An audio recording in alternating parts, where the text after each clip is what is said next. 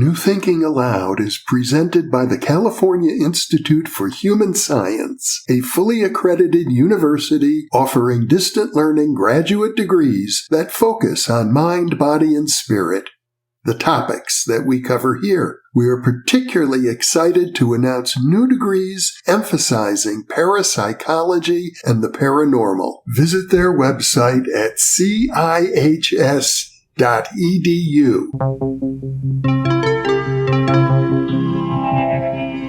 Thinking Aloud. Conversations on the leading edge of knowledge and discovery with psychologist Jeffrey Mishlove.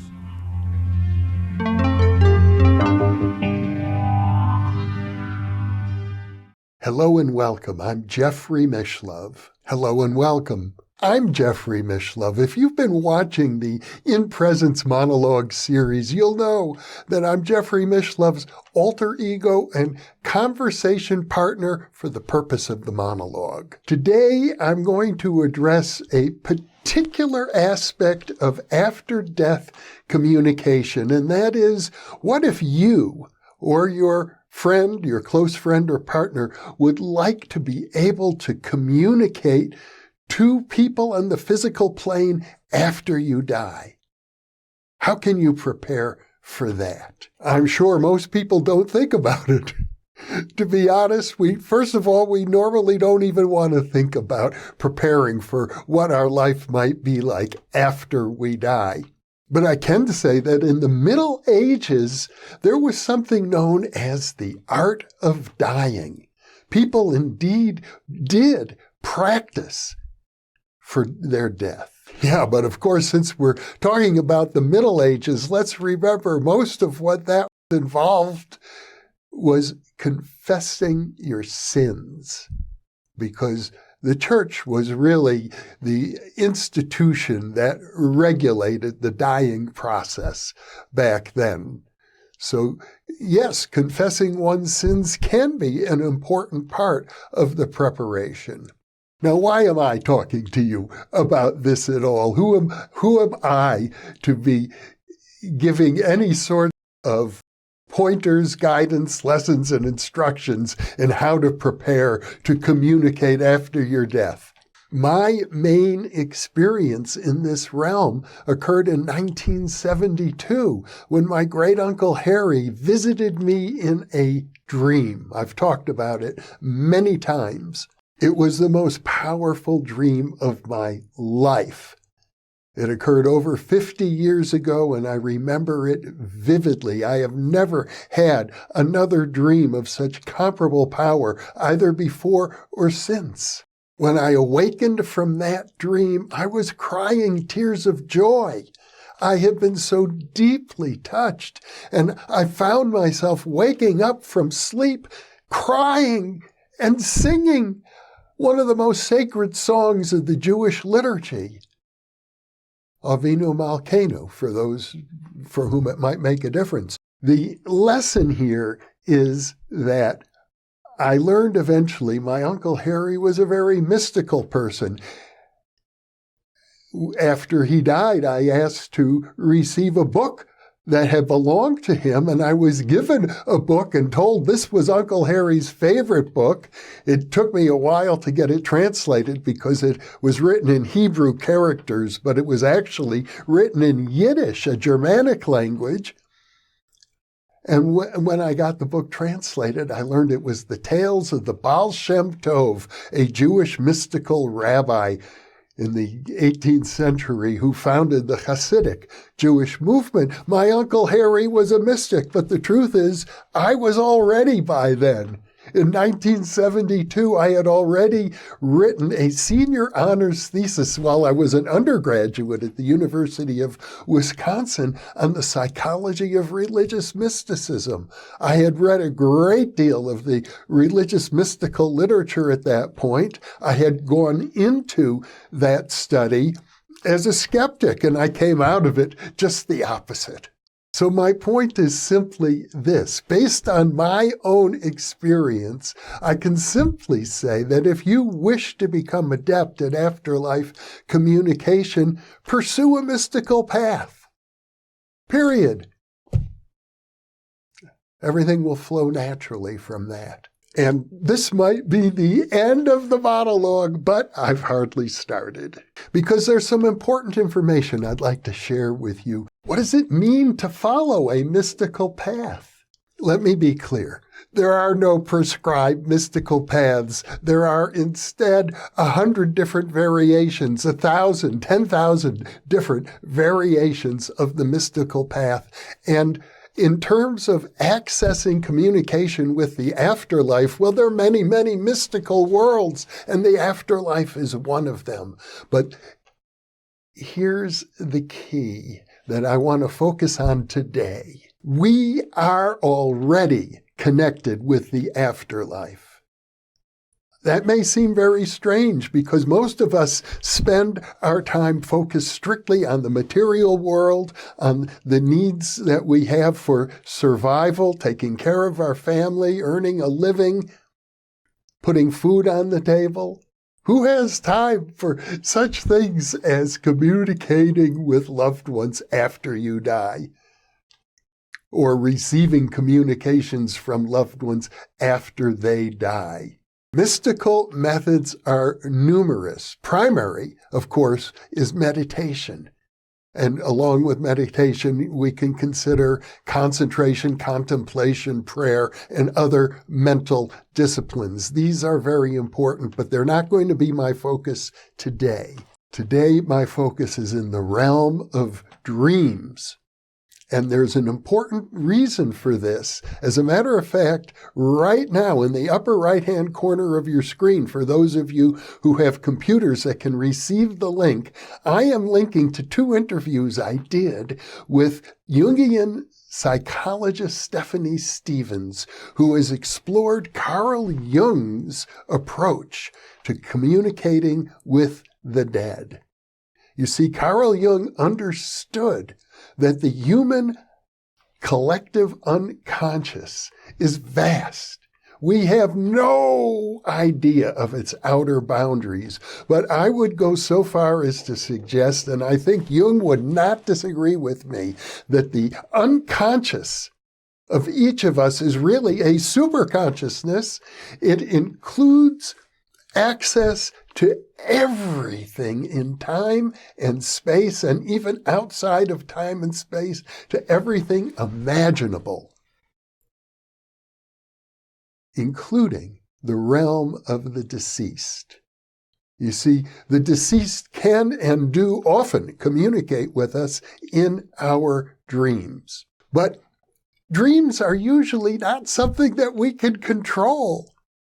Dreams are something that typically are products of the subconscious mind, not the conscious mind. So how does this knowledge that dreams can be a doorway to what the Tibetans would call the Bardo plains, how does that knowledge help us? And here is where I want to share with you something that I regard as a crucial bit of information largely lost. Sometime over 30 years ago, I interviewed a woman named Linda Lane Magellan, who had written a book called Mutual Dreaming. And in her work, she would gather people together in a dream group. In dream groups, people share with each other what they dreamt about the night before, and they offer various interpretations of their dreams. If nothing else, it's a form of intimacy that people can have in pairs or in groups, sharing dreams, because it's a way of letting your friends or partners know what's going on in the subconscious mind. How does your mind digest all the information that's coming at you from the future, from the past, through your senses and through your imagination and your emotions? But Linda Lane Magellan did something more than just share dream information in her dream groups. She wanted to see if people were appearing in each other's dreams. Were they actually sharing the dream space together? And it was her contention that indeed they did. And subsequent research seems to bear this out as well. You can look at different dream reports and share how similar are they? Are they absolutely identical, 100% identical, right? That might be a scale of 100 on a 1 to 100 scale. But what if your dreams are 80% overlapping? That was the finding of a recent study, in fact, that looked at reports of mutual dreams from people involved in dream groups, and they determined they're about 80% overlapping, which is certainly more than you would expect by chance alone with dreams. The first step in developing this kind of, I'm going to say telepathic, sharing dreams with people is a step towards telepathic communication. And if you have a person you're very close with in your life and you want to develop what we could think of as telepathy, then engaging in a practice of mutual dreaming could be just the thing for you. Well, how do you do that? If you have a partner that you want to begin to share dreams with, each of you should keep a dream journal so you can report to each other what your dreams are.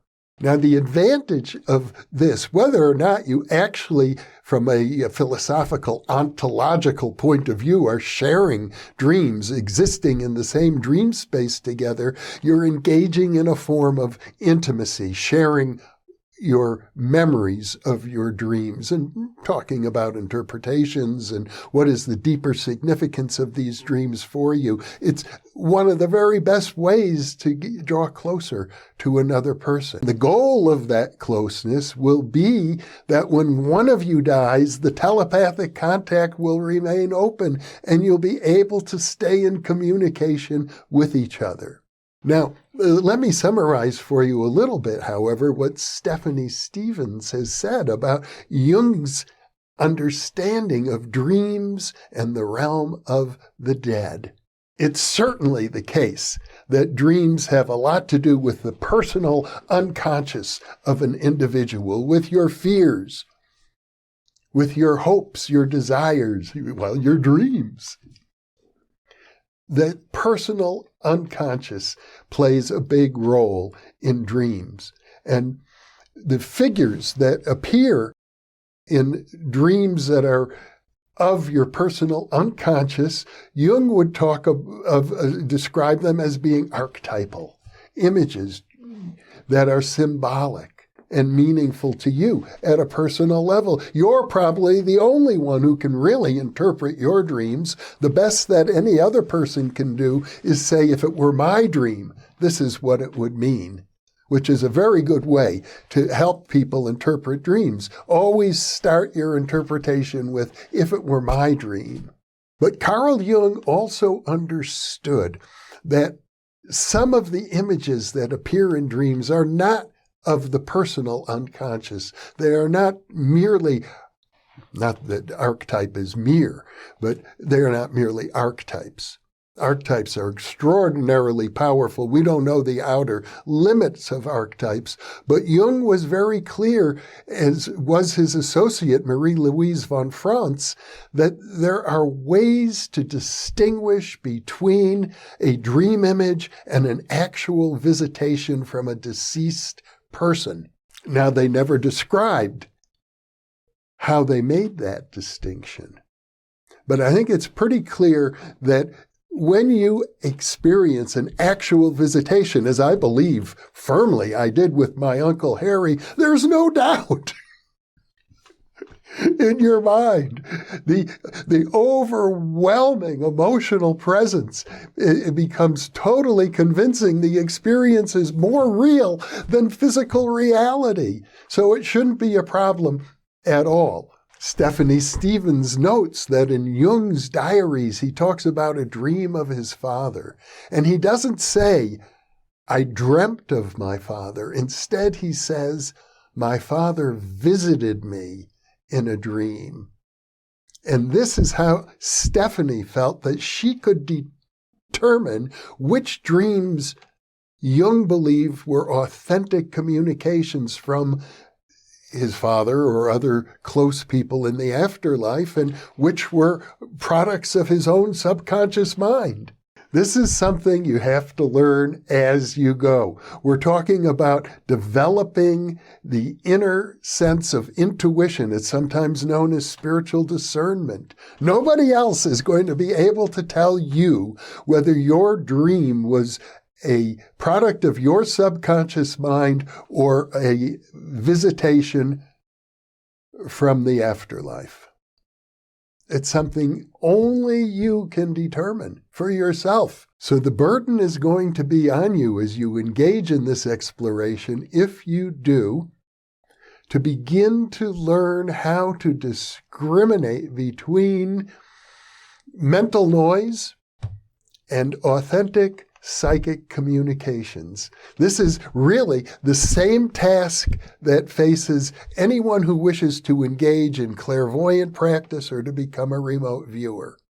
Now, one of the things that Linda Lane Magallon reported as she began analyzing the dreams of people in her dream groups engaged in the practice of mutual dreaming is that it seemed to her that what occurred was like the dream experience was like a party. People were actually partying together in their dreams. Of course, that was for the purpose of that dream group. There's no reason to assume if you decide to engage in this practice that your experience will be in any way comparable to those reported by Linda Lane Magallon. Your experience will be unique to you and to the people you practice with. But I want to say this in conclusion. We're putting up a video every single day on the New Thinking Aloud channel, and we've been doing that for many months. We intend to continue to do it well into the future. Fundamentally, we are sharing with our audiences the following messages. We are all interconnected. We are fundamentally one. I am another version of you. You are another version of me. We are vastly larger than we imagine ourselves to be. Our consciousness can reach to the ends of the universe in time and in space. And for the most part, we don't recognize ourselves. My friend Gene Houston used to say, we are given a mind like a Stradivarius violin, but we only learn to play it like a plastic fiddle. We are all so much larger, and there are so many ways to access that strength, that power, that enormity, that spaciousness that is within us. Opening up to communication with deceased friends and loved ones is one of many paths to experience the fullness of who we are. So with that said, I want to thank you for being with me. And I want to let you know that I regard this particular InPresence monologue as the first in a new series that we will be rolling out over the next year or years, focusing on how to actualize the enormous psychic, mystical, esoteric potentials within each of us. So thank you for being with me, and thank you for being with us, because you are the reason that we are here.